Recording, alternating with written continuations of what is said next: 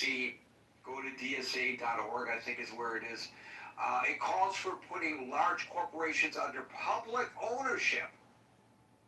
It calls for establishing run entities like publicly owned grocery stores, such as the one that Mamdani is attempting to institute here in New York City.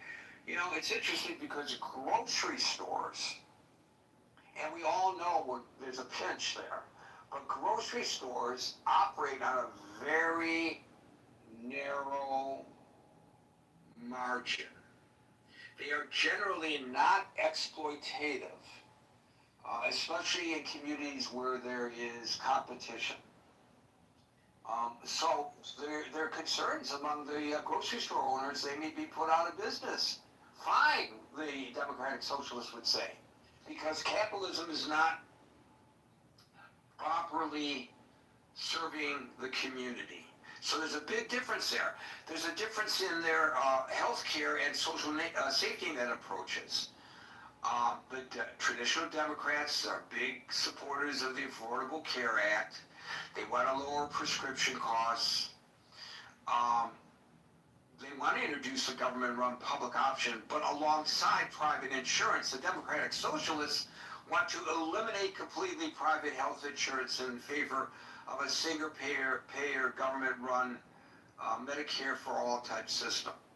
This is a very populist approach by the Democratic Socialists, no question. When it comes to labor and wages, there are some differences. The traditional Democrats might support a federal minimum wage, but the Democratic Socialists would like double the amount of money that people would be guaranteed. There's differences when it comes to foreign policy and defense. There's differences within electoral reform.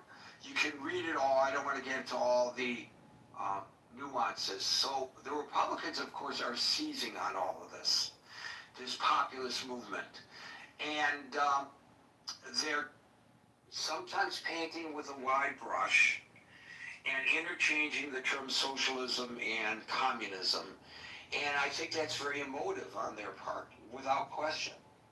And while we know that there are major differences in the definition between socialism and communism, if you read that platform, which is embraced by the AOCs of the world, she's on the stump along with Senator Sanders, supporting these candidates. There are overlaps. You know, I've discussed how traditional Democrats want to reform capitalism. Well, both the Democratic Socialists and Communists, I think, share a baseline belief that capitalism is inherently exploitive. Or is it exploitative? I've heard it pronounced both ways. And should be entirely replaced. I've always thought that if you're going to eliminate capitalism, that's a communist philosophy. Both the Democratic Socialists and the Communists believe in collective ownerships of large industries and utilities.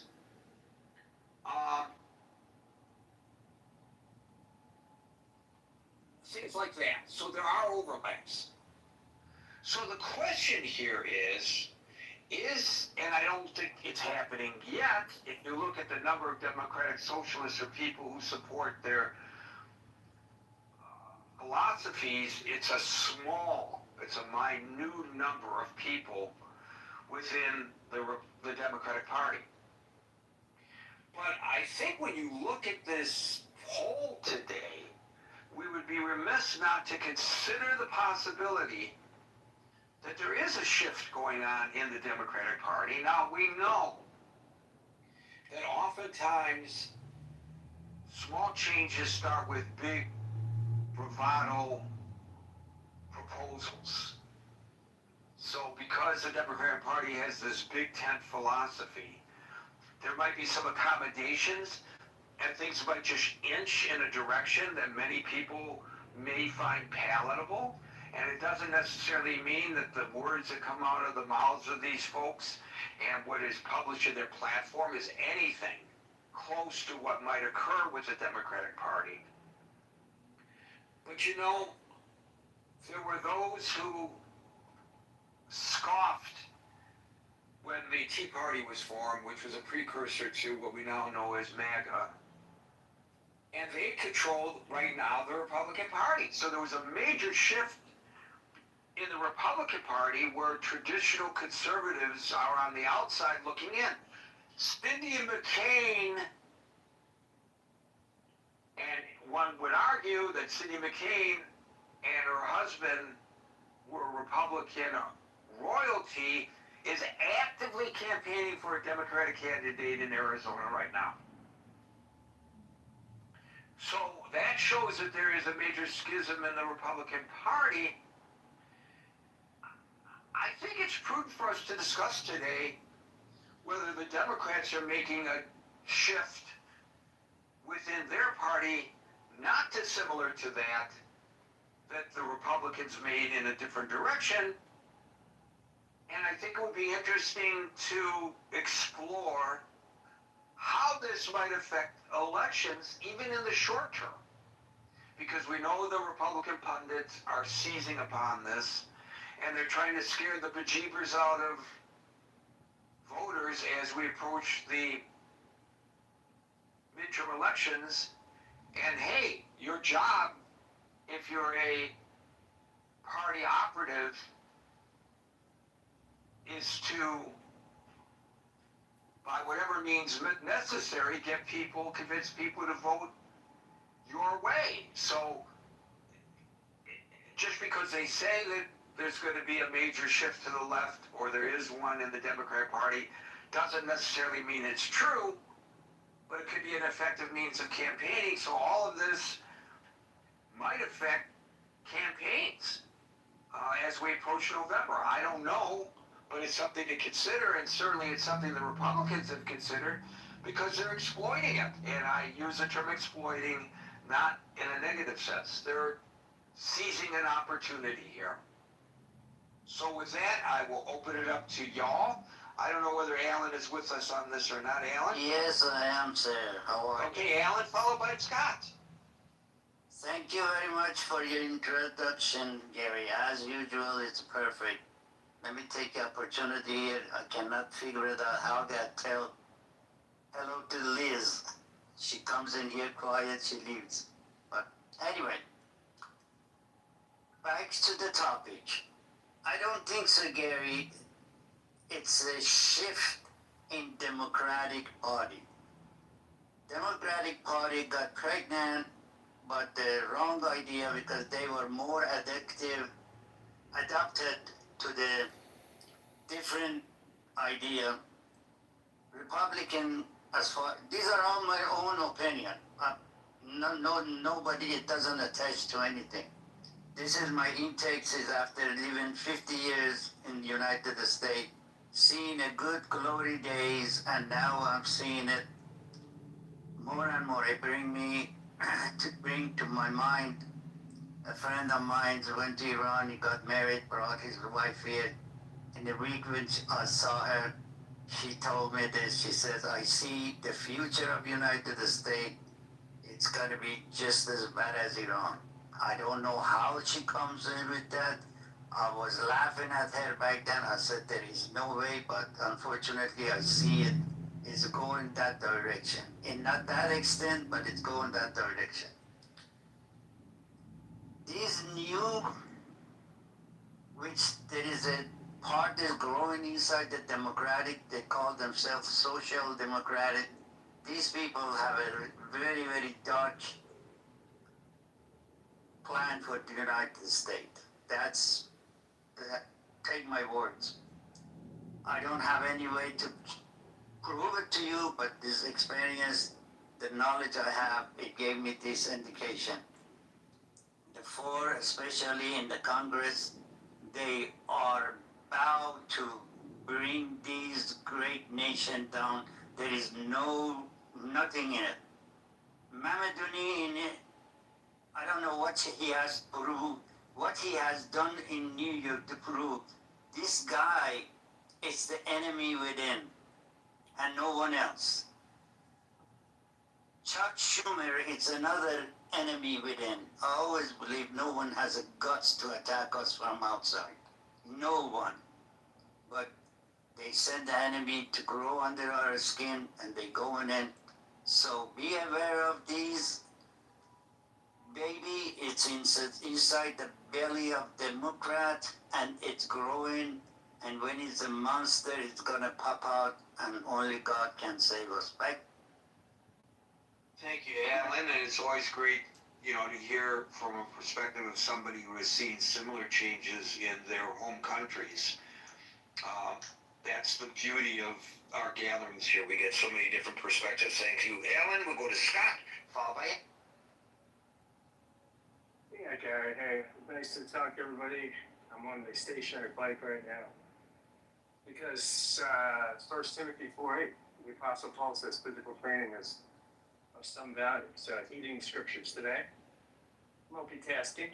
No, I mean, look, I think ultimately the Democratic Party is certainly taking a turn left on cultural issues. So this is where people like Bill Maher and many others will say the new religion is wokeism, woke this and woke that. And look, I'm not unsympathetic to these criticisms of my own party. I am probably more of a cultural traditionalist. I don't know if that's the religion in me or what, but so yeah, I'm sensitive to that. I don't think we are in danger of seriously moving left on economic issues. I don't think the party, on the whole, is much different than it was in 2016 on economic issues. You still can't get 65% of Americans want Medicare for all. You can say that's good, you can say that's bad, you can say it's affordable, you can say it's not affordable. This is a winning issue. I don't know why every Democrat doesn't say, how often we get a 65% issue? And the majority of Democrats aren't saying, hey, Medicare's for all, why don't the Republicans want it? It's a winning issue, because insurance companies donate to both parties. So I don't know that look at how much Wall Street money people like Kamala Harris was taking. Who was in her ear at the, running up to in the 100 days? Mark Cuban saying she's too tough on billionaires. And she listened. I don't think that this is the mainstream Democratic Party is just going to go that far left. I just don't. First off, we're too anti-tax for that. I mean, I think if we wanted to even move in a Scandinavian model, right, which is thoroughly capitalistic, in some ways more libertarian economically than we are. Rand Paul has a new movie out where it's a documentary about socialism, and has the prime minister of Denmark, basically on the film telling Bernie Sanders to stop saying Denmark's socialist, because it's not. It's totally capitalist. It just has a generous safety net, right? And you get things like free college.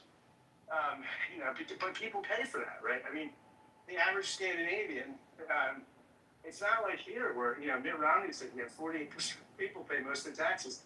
It's still a progressive system there, but working class people and middle class people pay a lot more taxes in Scandinavia. And arguably they get more for it, right? But we're just not going to do that, right? We are not going to do that in this country. We are too libertarian. We are founded on the tax rebellion. We don't like taxes unless billionaires are paying them. And I'm not saying billionaires shouldn't pay them. They should pay. I'm for progressive tax, severely progressive. I remember when Mitt Romney said, when people doubted his conservative credentials in 2012, he said I was a severely conservative governor. I don't know how many presidential candidates use the word severely like that. He also was a kid who had a penchant for using the term marvelous, which candidates don't use. But yeah, I don't think that we're in danger of that. On the whole, I think that, now look, I mean, we are in a populist moment, right? And populism is taking grip on the left and the right. What do populists have in common? On the left and the right, they're both anti-establishment, right? They blame the ruling class. They often reject the establishment experts, although I think the populist right rejects expertise a little more than the populist left, but not really. I mean, it's just differently, right? the populist right will say they're elites. The populist left will say it's all racist or gender-based. Or they'll have, and some of these are legitimate critiques, but they'll have different reasons for rejecting those critiques. They'll often both have like savior figures, charismatic figures. I think the populist right has that more than the populist left in Trump. The populist left really doesn't have that. I don't know that Mamdani will be that. Both the left and the right. Look at the populism on the left and the right now. It's us versus them. There's a good guy and there's a bad guy, right? As opposed to non-populist, right of center and left of center politics, where you have people that are not populist, like Wes Moore and who's the governor from Utah? I can't think of his name now. But these guys get together. They don't play us versus them, right? But on the populist side, on left and right, it's us versus them. Both of them have a crisis mindset, right? The sky's falling. Both tend towards reductive, simplistic, answers. But the difference is, the key difference, I think, between left-wing and right-wing populism, we're seeing it in the DSA, versus sort of the Christian nationalist sort of Trump populism, is for the left-wing, at least this used to be true. Now, I think identity politics is changing this a little bit. But at least traditionally, left-wing populism, I think of Bernie Sanders as the archetype of this, defines people by their economic class. You're either in the working class, or the 99% versus the billionaires. Right-wing populism doesn't tend to top that classist. It tends to find people by national signifiers or cultural or ethnic identity, or the native-born American or citizen versus the immigrant and the outsider. But they have a lot in common. And so I think, I think that I just don't think that left-wing populism can catch on as much in the Democratic Party because it's becoming the party of the elite.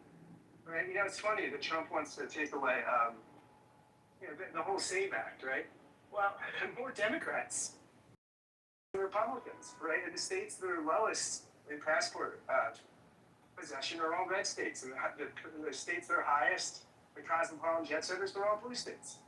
So I think when you have this elite class, the educated elite, who, Trump is now winning. Trump won in 2020 for the first time, Republican, in, oh God, I don't know how long. People making under $50,000 a year. The Democrats are becoming the party of the wealthy elite. And I don't think those people tend to go for socialism. Now again, they'll be for social programs, right? But the limousine liberals in New York and LA, they want their shit. And they're not gonna, I don't think the party is gonna let the DSA that far off the leash, right? Again, Marshall's spoken this. You might get some election victories in deep blue districts, right? Like in Mamdani or somebody. But some of this too is so cultural. Look at how much the freaking DSA. I bet you the average Democratic Socialist talked more about crops and Palestine. Oh my God, Palestine! You heard more about Palestine and Israel than you did about Marx, Engels, or socialism, or socialism as a transitional state to classless society, or anything like this. Well, clearly Mamdani is obsessed on this issue, isn't he? Yes, and so was the woman in Colorado. So I mean, look, this is very different than a Bernie Sanders who represents a kind of more classic socialism that sees race and ethnic divisions and things like this as a tool of the elite to pit the working class against each other. So that's just interesting. I'm not dismissing that there's left-wing populism out there, and that but I just don't think it's going to take over the Democratic Party because somebody's got to pay for shit. Somebody's got to pay for lawn signs and expensive Facebook ads and TV time and stuff like that. And it's not going to be the bohemian people that smell like petroleum oil. And Abby knows these people in West Philly. Thank God Abby is further across the river from them than I am. But it's not going to, these people are not going to pay for campaigns that you need to wage on any significant level. So I don't think it's taking a hard turn, but the squeaky wheel gets the grease, right? So I think that's and part of the reason I think people respect the DSA is they say, something like some of the right-wing populists. I think part of the reason people like Donald Trump is whether you like him personally or not. People have this perception that he gets up there, they'll just say things unfiltered, and that he's not bullshitting and playing political games. I think people have this sense of the DSA, right? That these people mean what they say and say what they mean, and they're not going to mute it, and they're not going to sort of modulate, and they're going to try to get elected and do this shit. And I think people respect that. So, but again, I don't think your average Democrat is for socialism. And again, there's huge differences in socialism and communism, largely because in socialism you still have private property, and you still have space for a doctor to make more than a teacher. You don't have that in communism, right? Each according to his ability, and each according to his needs. So you work according to your ability, and then that's redistributed according to needs. So it's not. I mean, there's pretty big differences, I think, between communism and socialism. But there you go, Gary. I've rambled on. And Abby can testify to these petroleum people in West Philly. So thanks. So I think it's interesting you point out correctly that thus far the democratic socialist philosophy is taking hold in areas where there's already a progressive base. But we are going to see people who run on similar platforms in areas that are atypical with regard to folks getting elected who have progressive philosophies. And I think that will be a better barometer, don't you, Scott? If they don't resonate and don't get elected in those, heartland districts, then perhaps your assessment is spot on. But if some of them do get elected, would that not be an indication of a significant shift in the public perception of government? Yeah, I think so. And Andy can speak to this, my buddy. But here in Pennsylvania, John Fetterman, if he doesn't get primary, because he's not popular with the Democrats, but he's above water with Republicans, right? I mean, I think if he doesn't get primary, at a spite, John Fetterman could easily get reelected. They don't get beat through a lot of Republican votes. I don't think you put a DSA person, or even somebody DSA adjacent, if they manage to beat Fetterman, they would lose by about, I'll let Abby Marsh bank it out, by about 2,000% in Pennsylvania. It doesn't play in Pittsburgh or even suburban Philadelphia. Again, maybe in West Philadelphia with a petroleum level, but I don't think the appeal is beyond me.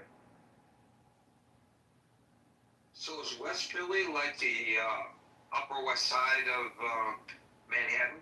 It's with the hippy dippy people that are not as into grooming as the rest of us. And you find some Marxists. There's a Marxist theater. Well, maybe they're more like sections of Brooklyn than they are on the Upper West Side. Gotcha. Not familiar. Maybe I should take a trip out there to check it out. Thank you, Scott. We'll go to Abby, followed by Chip.